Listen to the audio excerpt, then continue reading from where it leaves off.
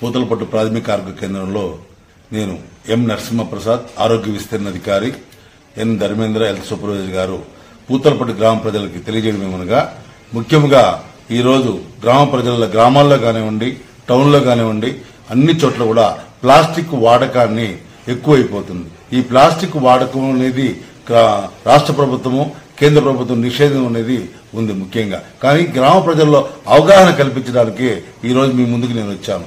మామూలుగా ప్లాస్టిక్ లో ఎక్కువ నిల్వ ఉంచి తాగిన ఎడల మనకు జబ్బులతో బాధపడడానికి ఆస్కారం ఉంది.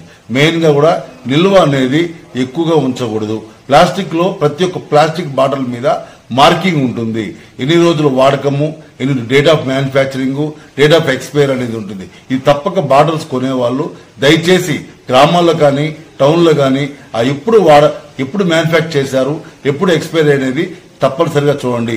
యూజ్ అండ్ త్రో, ఇది ఒక్కసారి మాత్రమే ఉపయోగించాలా. తిరిగి ఆ బాటిల్ని మీరు ఇళ్లలో కానీ వేరే వస్తువులకు కానీ వాడకం అనేది చాలా పొరపాటు. దయచేసి ప్లాస్టిక్ వాడకాన్ని పూర్తిగా మీరు నిషేధించండి.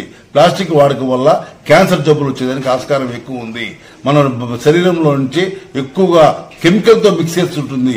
వేస్టేజ్ దీంతో తయారు చేస్తారు కాబట్టి ఆ కెమికల్స్ అంతా మన బాడీలో చేరి క్యాన్సర్ వచ్చేదానికి ఆస్కారం ఉంది.